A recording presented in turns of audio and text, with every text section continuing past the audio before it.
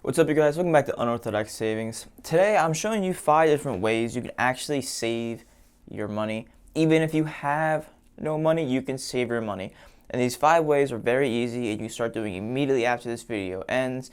So this isn't going to be your generic video where it's the 50-30-20 rule, where it's 50% of your money goes to necessities, 30% goes into your wants/savings, and then 20% is invested. Although these steps are great and they do work, they're not going to give you the kind of money you want, where you have what I call FU money, where you can buy whatever you want, do whatever you want, and lead you to the right track. Even if you're part of the FIRE community, where you're already living freely before, these are ways you can start implementing now. Step number 1 is to find somebody you want to be like financially. So find a role model, find somebody who's already rich, who has a certain amount of wealth that you want to obtain, and see what they've done to earn that amount of money.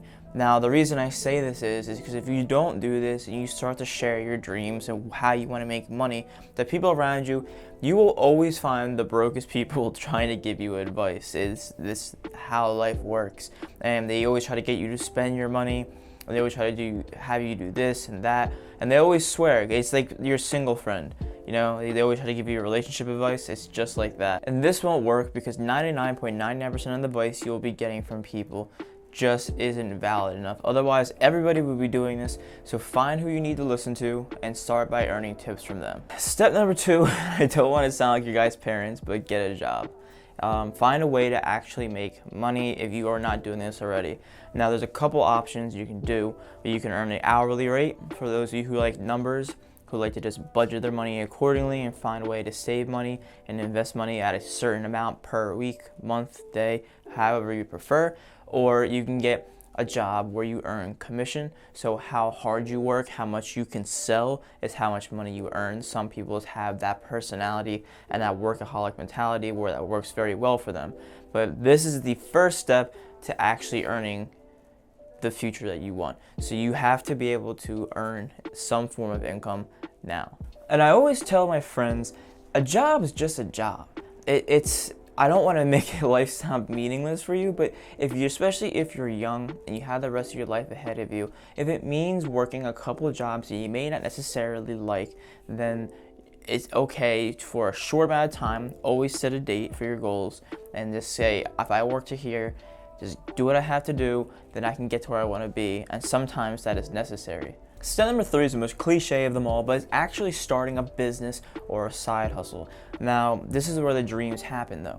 You know, if wherever you are in life, whether you're a student, you work, you have a family, you always have to have time for a side hustle. Now, if there's something that you're really passionate about doing and you want to have that be your future, then you need to find a way to make money while doing this. Now, if there's nothing specifically that makes you happy enough or a way that you can make money off of this, then the way to do this is to find a way to make money passively where you can spend your free time doing what you love. And different forms of investments like this, like real estate, stocks, various forms of index funds and startup funds and different things like that. These are passive ways of income where you can put your money into something and it can bring you money back so you can have fun doing what you need to do. Now, this sounds very, very easy to say, but 95% of the time, this is a lot of work. And this lifestyle can get very lonely when you already have a full-time job, you're already a full-time student, depending on where you are, and you're doing this as well. That's why you have to make sure that you have some form of a light at the end of the tunnel where you know, oh, this is going to be amazing for me. And if you need some words of encouragement, 95% of people aren't even at this part yet. 95% of the population hasn't even started a side hustle or started a side business. Now, don't be fooled. A lot of people have already said they are, but they're not. So if you're taking your first steps, if you're creating a business, a YouTube channel I consider a business. If you get your camera, your lights, you're starting something, you're already ahead of the game by everybody else. So just use that as words of encouragement if you're going to start this today. And step number 4, after being inspirational, I'm going to get really boring, is actually just learn about taxes. Taxes are the number 1 way people lose a lot of money. Everybody talks about how you can make more money and do this for money, but this is a very easy way you guys can save money. I have a video already on how taxes work on stocks. So if you're interested in investing stocks, I have different ways where you can actually save money on stocks. And If you don't know what you're doing at all and you don't want to learn, I suggest just learning basic tax code. So when you file your taxes, that you understand what you're doing. Now understand, I'm not a professional. I'm a guy with a camera, so I would hire a CPA. Hiring a good CPA will save you money on taxes on your home, on your real estate portfolio, your stocks, if your business. If you purchase something large for your business, this can also be written off the tax write-off, and your CPA can do this for you. And also, 401k contributions, if you have a job and you have a 401k, can be used as a tax write-off. These are ways where you can save money that most people didn't even know you could do in the first place, and this is how the government and the IRS and many other people save and take a lot of money from you. And number 5 is the whole purpose of this video, but actually save your money.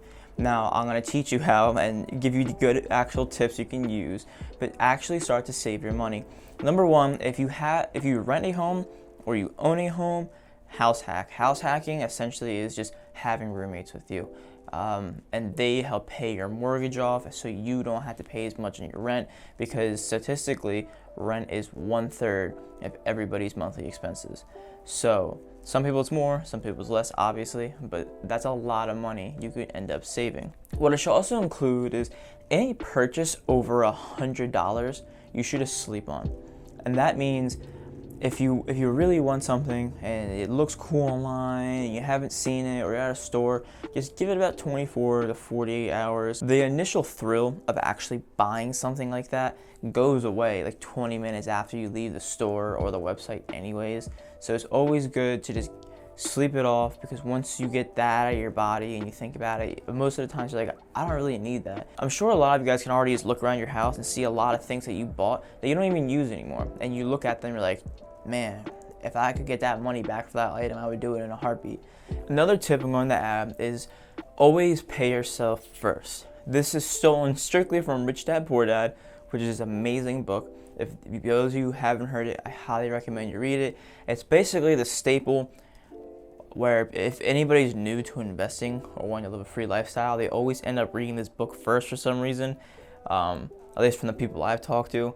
But it's always pay yourself first. And the reason why you do this, even if you're broke, is because it will force you to create creative ways to make more money, which I wholeheartedly agree with, and I've been doing this since I was 18 years old. Now, 2 apps and websites that I use personally are mint.com and personalcapital.com.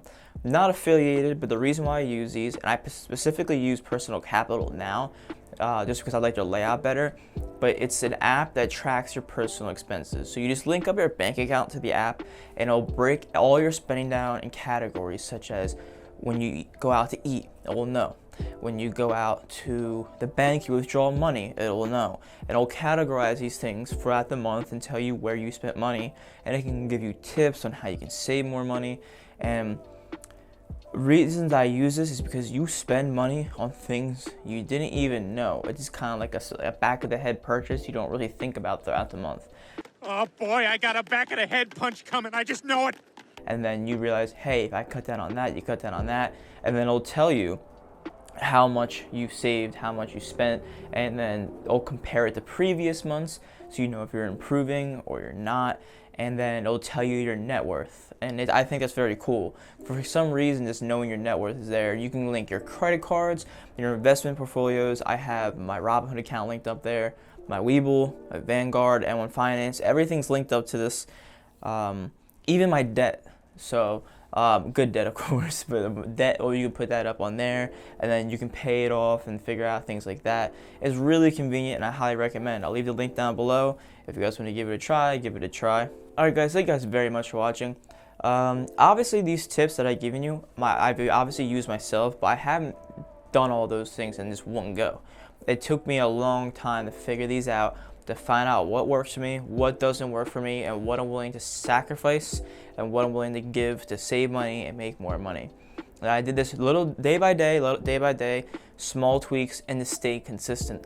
The biggest thing you can do is stay consistent with your goals. So this one small change, I'll go, you know what, I'm not gonna buy coffee in the morning. That's one small change. I kept that consistent, and then day by day, you end up saving a lot more money. And I usually just look back per month, and then I see how much I've grown. And yeah, so thank you guys very much for watching. If you found value in this video, like, subscribe, and I'll see you next time.